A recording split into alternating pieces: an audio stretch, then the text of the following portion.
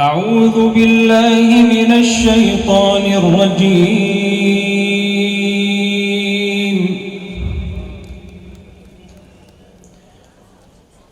ألم تروا أن الله سخر لكم ما في السماوات وما في الأرض وأسبغ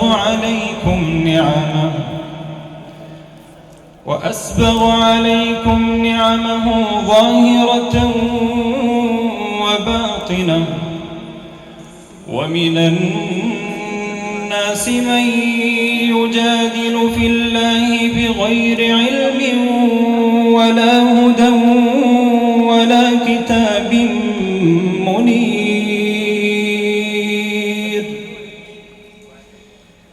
وإذا قيل لهم اتبعوا ما أنزل الله قالوا بل نتبع ما وجدنا عليه آباءنا أولو كان الشيطان يدعوهم إلى عذاب السعير.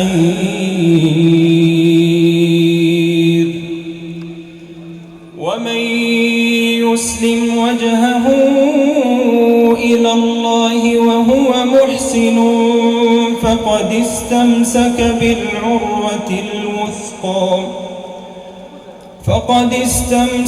بالعروة الوثقى وإلى الله عاقبة الأمور.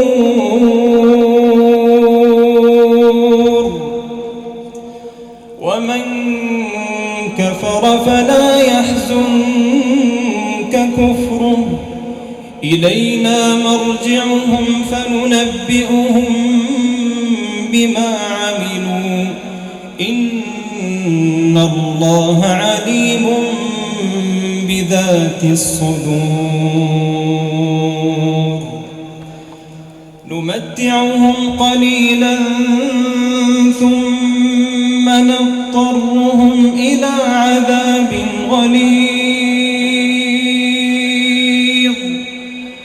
ولئن سألتهم من خلق السماوات والأرض ليقولن الله بل أكثرهم لا يعلمون.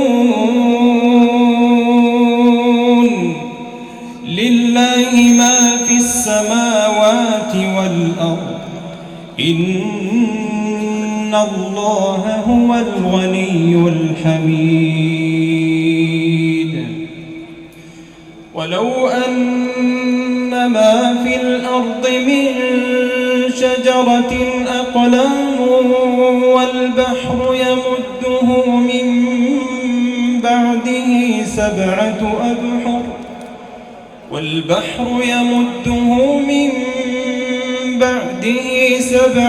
أبحر ما نفدت كلمات الله إن الله عزيز حكيم. ما خلقكم ولا بعثكم إلا كنفس واحدة إن الله سميع بصير. صدق الله العظيم.